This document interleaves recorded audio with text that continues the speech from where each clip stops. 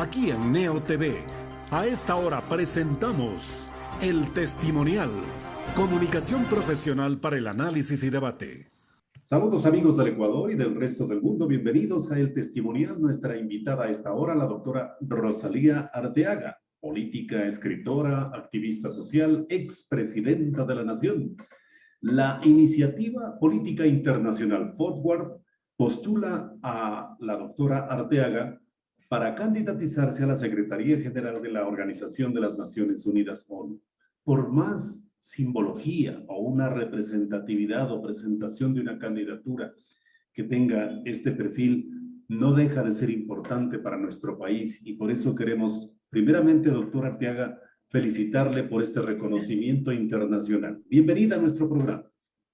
Gracias, un saludo cordial, Wilman, y a todas las personas que nos están escuchando y mirando en Ecuador y en el mundo. Efectivamente, para mí primero fue una sorpresa y luego un gran honor el estar participando como representante de la sociedad civil global a un cargo de la importancia que tiene la Secretaría General de Naciones Unidas. Recuerdo cuando hace unas 3 semanas, un poco más, los jóvenes de Forward me ubicaron a través de Instagram.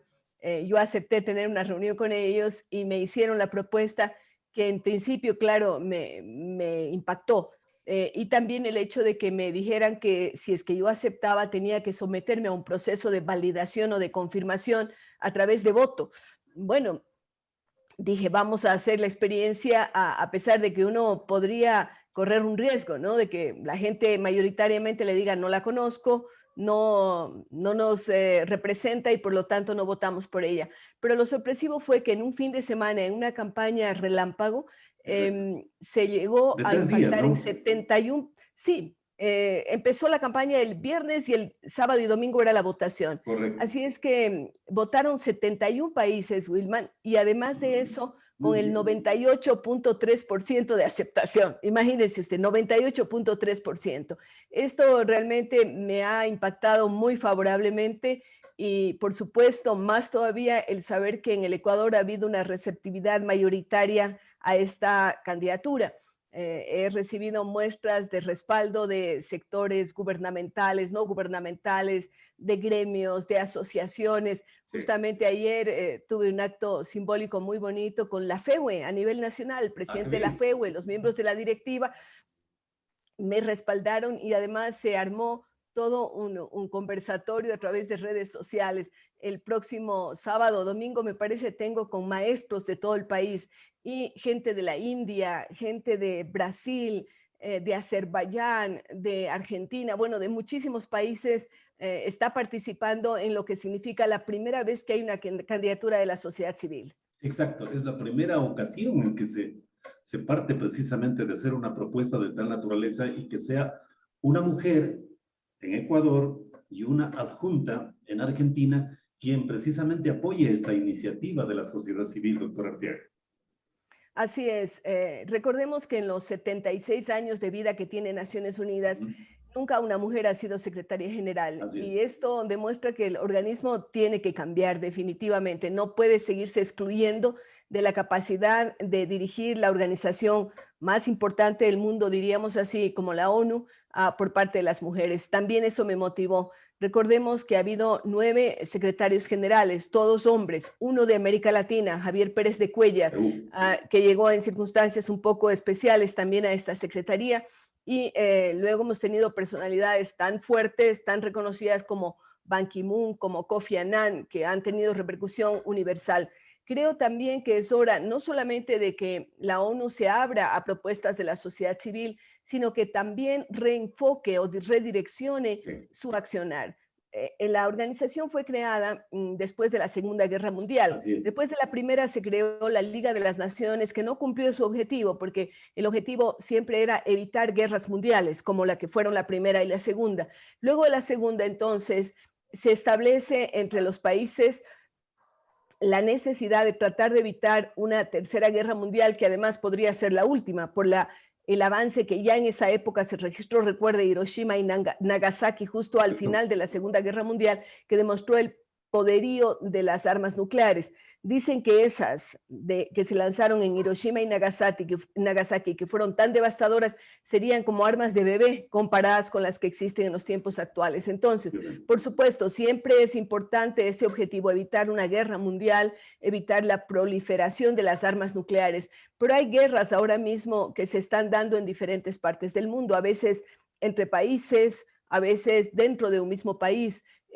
Creemos además que el tema del coronavirus nos debe hacer reflexionar en ese redireccionamiento de Naciones Unidas, que no ha tenido un papel de liderazgo para enfrentar esta otra guerra, que es la pandemia, que indudablemente ha matado más de 3 millones de personas en el mundo, que ha destrozado las economías, que ha pulverizado el deseo de educarse de millones de niños en el planeta. Todo eso es como una guerra. Entonces, yo creo que el enfoque que en un comienzo estuvo destinado a evitar la guerra entre las naciones tiene que ser un enfoque más humanista, más del ser humano, es decir, cómo es la calidad de vida de los seres humanos, cómo se pueden enfrentar situaciones como coronavirus, como el cambio climático. Evidentemente, en algunos de estos temas ha habido avances. En lo del cambio climático, vemos que se lanzaron los famosos ODS, los Objetivos de Desarrollo Sostenible, pero ¿cuán cerca estamos de cumplir esos objetivos? Yo diría que estamos muy lejos porque se puso como meta el 2030, estamos a muy pocos años de que ya lleguemos al límite aquel que se puso las propias Naciones Unidas, y entonces, ¿qué se debe hacer? ¿Cómo se debe reestructurar esas Naciones Unidas que aparecieron como algo muy importante, que siguen siendo importantes, pero cuyos lineamientos y enfoques deben cambiar? Yo creo que allí hace falta también la visión, la mirada femenina para tratar de arreglar estos problemas tan graves que tiene el planeta. Claro, y es importante su postulación porque despierta o descubre una corriente política, ideológica y social internacional muy fuerte, que es la participación de la sociedad civil, que habitualmente, doctor Arteaga, ha estado marginada dentro del mismo Consejo de Seguridad, porque ellos han sido los que han determinado quiénes llegan y quiénes no llegan precisamente a dirigir la Secretaría General de las Naciones Unidas. Entonces, ese es el punto fundamental que también nosotros como ecuatorianos debemos entender y apoyar a la doctora Arteaga en esta gran iniciativa internacional, doctora. Wilman, no solamente que es el Consejo de Seguridad, sino recuerde que cuando se creó Naciones Unidas se estableció el poder de veto para 5 países. Es decir, dentro del Consejo de Seguridad se hace evidentemente lo que quieren estos 5 países, que son Estados Unidos, lo que era la Unión Soviética en esa época y que ahora es Rusia, China, Francia y Gran Bretaña. Es decir, son 5 países los que definen quién es el secretario general. Esa es la verdad. Estos 5 países, si le vetan a una persona, automáticamente no pasa. Luego, pues, existe ese filtro del Consejo de Seguridad en que además de los 5 hay otros 10, que son países que van rotando, que son los miembros no permanentes del Consejo de Seguridad. Luego ellos recomiendan que sea escuchado, que sea atendida la candidatura a la Asamblea General de Naciones Unidas, y allí se produce la votación o la aclamación, como ha sido en varios de los casos. Evidentemente, es un esquema discutible, por supuesto, no tan democrático. Que se va a mantener allí, doctora, porque con su postulación y su triunfo, vamos a reconocerlo así desde la sociedad civil, no va a cambiar las reglas de juego. Estamos empujando para que cambien, por eso es la presión que se está ejerciendo. Forward ya presentó mi candidatura ante Naciones Unidas. También sé que otros movimientos, otros grupos me han contactado, por ejemplo, en esta semana, ecuatorianos migrantes en Italia que están enviando cartas a Naciones Unidas para que se abra la posibilidad de que una mujer sea escuchada en el seno de Naciones Unidas y se haga las propuestas que realmente son las que está proponiendo la sociedad civil. Entonces, estos esquemas, evidentemente, tienen que cambiar en algún momento. Alguien me decía, bueno, ¿y si no se logra ahora? Bueno, estamos abriendo un camino, estamos posibilitando el que a lo mejor otras mujeres lleguen, abriendo desbrozando una maleza, abriendo las posibilidades de que las personas puedan participar de diversa manera. Y con otra característica, doctora Arteaga, perdón de la interrupción, que no es un Estado el que auspicia su postulación, porque inclusive usted prescindió de esa posibilidad, porque la formalidad también exige de aquello, de que sea un Estado el que apoye la postulación. En su caso, también se lo manifestó el Estado ecuatoriano a través del señor presidente Moreno y usted dijo no, porque nuestro objetivo parte desde otros conceptos, ¿correcto? Así es la verdad. Bueno, surgió también la iniciativa de la Asamblea Legislativa, el área o la Comisión de Asuntos Internacionales de la Asamblea presentó una moción y por unanimidad dijeron que me apoyaban. Luego, recogiendo y siendo muy sensible con la ciudadanía, tanto el canciller actual Mejía como también el presidente Lenín Moreno, personalmente me manifestaron su apoyo. También a través de una llamada el presidente entrante, Lasso. Pero Bueno, creo que hay dos circunstancias que a mí me decidieron a no aceptar ese apoyo, no a rechazar, porque eso no podría darse nunca. Yo no puedo rechazar un apoyo maravilloso de mi propio país, pero sí pedirles que no oficialicen la candidatura por dos razones. Uno, lo que usted ha manifestado. Efectivamente, hay que preservar este tema de la sociedad civil, claro. tal y como se lo ha planteado por Forward, y la necesidad de dejar oír la voz. Yo he tenido la suerte de ser entrevistada por, usted sabe, por el portal digital más importante, el periódico digital más importante de habla hispana, Infobae, o también EFE, o también Al Jazeera, o Le Monde. Todos ellos han estado, y muchos otros medios de Bolivia, de Argentina, etcétera, de Perú también, me han estado entrevistando, y yo creo que ha encontrado un eco bien grande esta propuesta, pero también la situación actual que vivimos en el Ecuador de transición política hace que no se podría realizar verdaderamente una campaña formal a favor de una candidatura de una persona del Ecuador en las actuales circunstancias, cuando le quedan tan pocos días al gobierno del presidente Moreno y recién empieza el gobierno del presidente Lasso. Esto ante la incertidumbre, además, de cuándo efectivamente se realizará la votación, porque en las Naciones Unidas hay una serie de reglas no escritas. Una de ellas es que las elecciones de secretario general podrán ser entre mayo y septiembre y extendiendo tal vez octubre de este año. Es decir, hipotéticamente podría ser en la próxima semana, en la siguiente ya la elección. Exacto. ¿Qué capacidad de articulación va a tener el Ecuador en estas circunstancias y frente a esa posibilidad? Claro, Yo no quería tampoco poner en una situación incómoda al gobierno ecuatoriano, decir, sí, nos vamos a disparar, a hacer una campaña, cuando evidentemente esto es bastante complejo. Estamos viendo lo que pasó este fin de semana en la Asamblea. Hay prioridades de gobernanza local que me parece que el gobierno tiene que atender con toda honestidad. Claro, y además la naturaleza de su origen propositivo es distinto. Además, el objetivo final, hasta donde usted llegue, doctor Arteaga, es otro. Es la sociedad civil la que golpea las puertas que nunca se han abierto de Naciones Unidas a este tipo de propuestas. De ahí la importancia precisamente de su candidatura, doctora. Me encanta, Wilman, que usted lo haya entendido de esta forma, porque es lo que está pasando. Hay personas que dicen, pero ¿cómo? ¿Por qué no acepta? ¿Por qué no? Digo, no, el sentido es totalmente diverso. Sí. Y claro, uno puede parecer soñadora, pero he sido siempre así. A veces, si usted ha estado cerca en la carrera política mía, sabe que no me ha tocado fácil. Cuando el presidente Sixto Durán Ballén me propuso el Ministerio de Educación en el año 94, me dijo, tengo ganas de proponerte, pero tengo miedo. Yo le decía, ¿por qué? Porque eres mujer. Mire, en el propio presidente de la República había la duda de nombrarme porque él sentía que yo no podía hacer frente a lo que era el sindicato más fuerte de esa época. Acuérdese, la UNE, que salía en marchas, derrocaba ministros, a veces hasta gobiernos.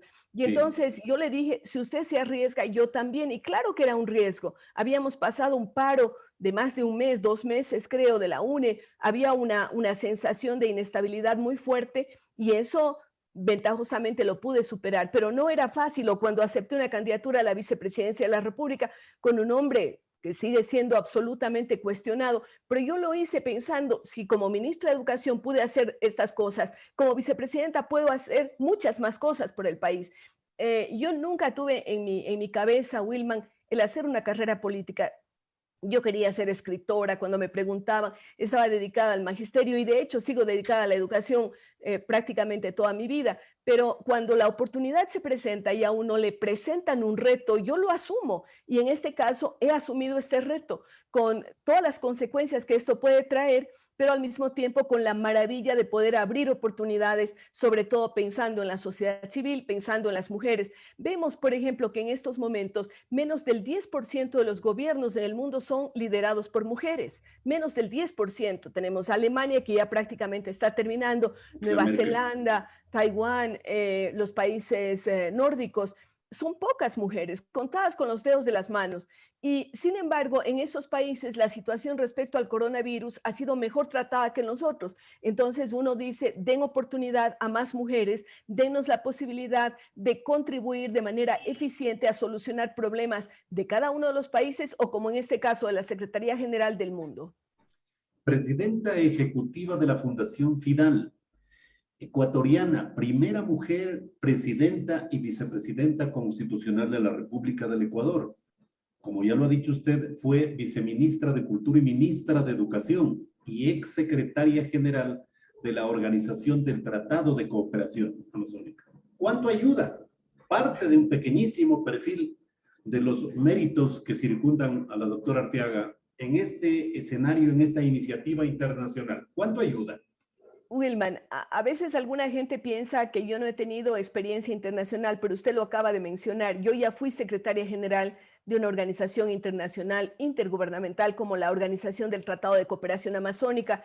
Tuve que vivir del 2004 al 2007, un poco más de 3 años en Brasil, y creo que fue satisfactorio para los países mi desempeño. Tan es así que obtuve la condecoración en el grado de Cruz Extraordinaria, la Río Branco, por parte del gobierno de Brasil, y mucho reconocimiento de los países. Y es interesante porque aprendí mucho sobre diálogo, sobre llegar a conciliar posiciones totalmente diversas entre los presidentes de la época, entre los cancilleres, y esto fue un enriquecimiento realmente, y haber conseguido objetivos muy interesantes en esa época de trabajo por la biodiversidad, por el agua, por los pueblos amazónicos, etcétera. Así es que yo diría que sí, seguramente cuando los jóvenes de Forward miraron el currículum, vieron también estos desempeños o también otros internacionales. Yo actualmente sigo siendo miembro del Consejo Directivo de la Biblioteca de Alejandría. Estuve durante un par de años como miembro del Consejo Editorial de la Enciclopedia Británica, un honor que no ha tenido ningún latinoamericano, ni hombre ni mujer.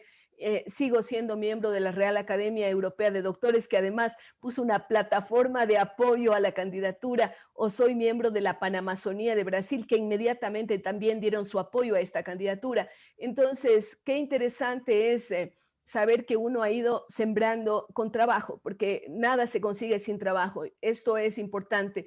También el trabajo con los jóvenes en Fundación FIDAL fundamentalmente ha sido bastante exitoso. Nosotros tenemos una escuela de liderazgo en donde se educan, diríamos así, aprenden jóvenes de todo el país. Ya vamos por la 7ª promoción, este año empezamos en junio. Por la pandemia siempre hemos tenido que retrasar un poquito, antes era en mayo, pero la verdad es que nos hemos adaptado a lo online y esos jóvenes pueden dar testimonio del trabajo que se hace en FIDAL. Tengo la suerte, por ejemplo, de ser mentora de grupos bastante numerosos de jóvenes de la India, del Protect Our Planet, del Pop Movement, como llaman estos jóvenes. Y, por ejemplo, el día 4 de junio voy a estar inaugurando el festival que ellos organizan precisamente en la lucha en contra del cambio climático y a favor de una sustentabilidad en el planeta. He tenido la suerte de estar con jóvenes en Polonia, con jóvenes en Azerbaiyán, con jóvenes en Bolivia, en Argentina, en diferentes partes del mundo, y esto me ha dado una visión que tal vez a uno le reenergiza, ¿no? Claro que sí. Porque siempre se ha pensado que a los jóvenes no les interesa la política, no les interesa los organismos internacionales, y ahora se está demostrando que sí les interesa, pero para mejorarla, para modificarla, para ponerla más a tono con estas generaciones de millennials, generaciones Zetas que tenemos en los tiempos actuales. Claro, participativa, eso es lo que importa, sí, sí, sobre todo para las nuevas generaciones. Y hoy hay un elemento también fundamental que hay que destacarlo. Mujer de la década por el Women Economic Forum. En su momento también fue declarada la doctora Arteaga de tal manera. Otro mérito más que se suma a la postulación. Es importante hablar de estos temas, doctor. Gracias, Wilman. Veo que usted se ha documentado muy bien.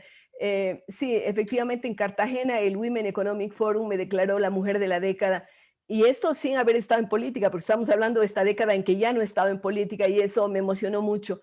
Actualmente también ese Women Economic Forum ha creado un grupo que se llama el G100, escoger 100 mujeres en el mundo para liderar diferentes aspectos. La idea de la creadora de este movimiento, Arvind Arora, de la India, de Nueva Delhi, una mujer extraordinaria, es reunir hasta fin de año probablemente 1 millón de mujeres, porque cada una de las 100, yo soy la número 1 en el tema de acción política para mujeres en el mundo entero. Cada una de nosotros tenemos que escoger otras 100 en el mundo. Ya he empezado a escoger, va a estar por supuesto Paula Bertol de Argentina, quien la conocí recientemente, pero también la ex legisladora Fabiola Morales del Perú, Cristina Reyes desde el Parlamento Andino, Dayana Pasley desde la Asamblea Nacional. Se está escogiendo a estas mujeres para transformar el mundo. Entonces, soy parte de este G100, esto es algo muy reciente, pero también soy la CEO, la presidenta de un grupo que se llama, es el Club Internacional de las Mujeres, que también tiene sede en India. En India se están gestando muchos movimientos de jóvenes, de mujeres, y ellos me han localizado. A veces me localizan por el internet, a veces porque alguien les ha dado una referencia mía, pero para mí es altamente gratificante poder trabajar en estos temas, hacerlo como un voluntariado nacional e internacional, que realmente me llena de enorme satisfacción. Y yo aprovecho, Wilman, para agradecer a todos ustedes. La prensa ha sido muy generosa conmigo, las redes sociales, las declaraciones de los sectores, saber que la UNE, que la FEUE, que sectores que jamás se habían pronunciado respecto de un tema internacional, de pronto lo están haciendo. O los abogados de mi provincia, el Colegio de Abogados de la SUAY, pero también 21 barras de abogados de México me han mandado comunicaciones, las asociaciones de ciclistas del Ecuador o gente en la que uno no podría imaginar. Quiero expresarles una gratitud profunda. Al margen de los resultados, yo creo que el proceso ha sido fantástico y continúa siéndolo con estas entrevistas tan cálidas como las que usted este momento ha protagonizado y la posibilidad de ir conversando sobre temas trascendentes y positivos y propositivos que creo que tanta falta le hacen al Ecuador y al mundo. Ahora, doctora Arteaga, esta postulación suya también puede ser una linda posibilidad para ajustar, para fortalecer o cambiar y formular planteamientos desde la misma sociedad civil internacional a las Naciones Unidas para que haya una reorientación o una acción práctica y una renovación del compromiso de los estados frente a lo que usted ya citó al inicio de este grato diálogo, aquellos objetivos para transformar nuestro mundo. En el 2015 las Naciones Unidas se planteó estos 17 objetivos que distan muchísimo de ser una realidad. El tiempo transcurre, es el 2030, cuando precisamente nos tomaremos la lección, pero ya desde este momento se observa un retraso absoluto de esa agenda. La pregunta es el momento también, doctora Arteaga, para decirles, miren, desde la sociedad civil, esto es lo que ustedes también tienen que apoyar? Así es, Wilman. Estamos conscientes de eso. Yo he empezado a sacar algunos artículos que están empezando a tener también réplicas en otros países. Por ejemplo, la semana pasada hablé sobre los techos de cristal, es decir, Naciones Unidas tiene que abrirse a la participación de la mujer. Este es un primer planteamiento. Hoy estoy mandando un artículo que se llama Vieja ONU, Nueva ONU, en que hablo sobre este reenfocar de aquello que era no a las guerras mundiales, pero también estoy hablando de este otro tipo de guerras como cambio climático y como la pandemia, y el reconsiderar y reenfocar a la visión femenina, diríamos así, y a la visión de la humanidad y de cada ser humano, no solamente de los países. Luego vendrá un tercer artículo sobre el rol de los gobiernos locales, porque a veces Naciones Unidas se ha enfocado solo en los gobiernos nacionales y no ha visto lo que pueden hacer los gobiernos locales. Y en este sentido, pues estoy con esta serie de artículos planteando cuál es mi pensamiento respecto del deber ser de Naciones Unidas. Esperamos que esto tenga un eco, que llegue a las autoridades de Naciones Unidas, que llegue a los gobiernos de los países y al menos se ponga a repensar en el papel de Naciones Unidas para el mundo en este siglo XXI. Por ejemplo, un punto que hoy es trascendental y que a Naciones Unidas y al señor Antonio Guterres no le hemos escuchado es precisamente ¿qué opinión tiene, por lo menos, de romper el nacionalismo de las vacunas frente a la pandemia, doctora? Así es, así es. Yo fui desde el comienzo de una iniciativa que fue, la iniciativa fue del ex primer ministro de Inglaterra, Gordon, que habló y nos pidió a muchas personas, yo firmé este comunicado dirigido a Naciones Unidas de la necesidad de la vacuna universal gratuita. Esto es fundamental, no puede quedar ni una persona sin vacunarse, además por interés propio del planeta, porque si hay personas sin vacunarse, el virus, mutado o no, puede rebrotar en cualquier parte del mundo, inclusive ya cuando el proceso de vacunación se haya dado. Entonces, también para evitar esa asimetría terrible entre quienes tienen mucho dinero, los países que tienen mucho dinero que pueden acaparar vacunas y otros que no tienen nada. Yo he propuesto esto y me encanta ver que el presidente Biden de los Estados Unidos ya habló, me parece que hace una semana, sobre la liberación de las patentes. Este es un paso muy importante de un país tan grande y donde están las principales farmacéuticas del mundo. Decir, vamos a liberar las patentes, porque esto implica, por supuesto, un sacrificio para las farmacéuticas que, lógicamente, tienen un interés normal de ganar, porque ellos han invertido mucho dinero para pagar a los científicos, para desarrollar, para hacer las pruebas, etcétera, pero es hora de la solidaridad universal. Me vi también que durante el fin de semana algunos países estaban apoyando la propuesta de Biden de liberar las patentes. Estos países son Rusia, por ejemplo, vi también el caso de Holanda, de Francia. Así es que hay una esperanza, pero usted lo dice bien, no hemos visto nunca al secretario general Guterres liderando el proceso. Es más, el rol de la Organización Mundial de la Salud, de la OMS, ha estado bastante criticado porque no se hicieron las investigaciones, porque no se crearon las alertas, porque ha habido mucho vaivén en decir si mascarilla, no mascarilla, si vacuna, no vacuna. O sea, una dubitación que es muy riesgosa para el planeta. Así es que sí, yo creo que Naciones Unidas tiene que ser mucho más proactiva en temas como este de la vacuna universal gratuita y otros que se han mencionado. ¿Desarrollará ya en acciones operativas visitas a distintos lugares del planeta? La doctora Arteaga estará precisamente en esa cruzada mundial. A ver, ahora es difícil por el tema de la pandemia. La capacidad de moverse de un país a otro está bastante limitada, además por los riesgos que uno tiene de contraer la dolencia.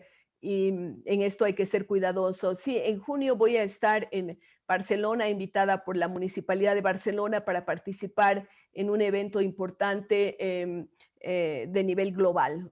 Eso es lo que tengo previsto, no más, porque indudablemente ahora la mayor parte de cosas las hacemos vía online. Yo creo que ese es un aprendizaje que le ha quedado al mundo, es decir, va a haber indudablemente menos viajes, por más que se habla de un regreso a una normalidad, a una nueva normalidad, dice la gente. Yo prefiero hablar y hice este planteamiento. Justo la semana pasada tuve un panel con los miembros de la Academia Mundial de Artes y Ciencias y yo hice el planteamiento de ir no a una nueva normalidad, sino a una mejor normalidad, es decir, mejorar los parámetros que teníamos antes de la pandemia. Esa es la aspiración. Así es que tendré muchas reuniones, las sigo teniendo todos los días, entrevistas, diálogos, paneles, conferencias con todos los lugares del mundo, desde aquí, desde la casa, porque esa es la forma en que estamos ahora participando. ¿Cuáles son los idiomas comunes con los que precisamente se comunica? Porque de repente habla con el mundo árabe, de repente habla también desde la India, en fin. Entonces, las circunstancias son difíciles y es un desafío para su conocimiento idiomático. Sí. Hay un lenguaje universal que es el inglés, indudablemente. Usted puede estar, y esto ha sido mi experiencia, yo he dado conferencias en China y las he dado en inglés. Yo antes de la pandemia iba cada año a China para participar en un evento enorme de maestros. A veces he tenido 15,000 directores de escuela participando directamente y esto ha sido fantástico. Imagínense, además de las pantallas gigantes, y ellos ya hacen la traducción con inteligencia artificial, ¿no? Claro. Estos son avances que antes no se tenían. Entonces, yo diría que el inglés para mí ha sido una lengua que me ha permitido y me permite estar en contacto con cualquier país del mundo. Mire, justamente estaba mirando una noticia que me llegó a través del WhatsApp de que una persona que me había invitado a dar una charla para Irán, una república musulmana, Actualmente él, que era ministro de Turismo, está candidato para ser la máxima autoridad en su país, en Irán, y me lo estaba comunicando. ¿En qué idioma? En inglés, evidentemente, ¿no? También tengo la suerte, por haber vivido en Brasil, de hablar, de defenderme, digo yo, en portugués, y esto me permite un gran ingreso al mundo grande que es el Brasil, ¿no? Claro. Que es casi un continente, parece un subcontinente. Así es que con inglés, portugués y español me estoy batiendo, y creo que esto me habría gustado aprender más idiomas. Mi hija sí habla 9 lenguas, ¿no? Es enorme su conocimiento, pero tal vez en la época en que yo estudiaba en Cuenca no había todas esas facilidades. Aprender inglés ya era una hazaña, y lo hice porque el centro americano donde se daban clases quedaba a una cuadra de mi casa. Entonces mis papás, para que yo me entretenga en la tarde, me pusieron allí, y esto ha sido una maravilla, porque yo nunca tuve la oportunidad de hacer intercambio como ahora es tan común entre los jóvenes, de ir a estudiar en Estados Unidos, en otros países. Ni la economía daba, ni era lo usual, ¿no? Así es que, bueno, doctora, inglés, español y portugués. La mejor de las suertes, y muchas gracias por su gentileza. Muchas gracias, Wilman, a usted y a todos quienes me escuchan, y a seguirnos cuidando. Buena suerte a la doctora Rosalía Arteaga, hoy precisamente postulada hacia la Secretaría General de la Organización de las Naciones Unidas. Muy amable, doctora. Gracias. Hemos presentado el testimonial Transparencia de la Verdad. De lunes a viernes desde las 18:30.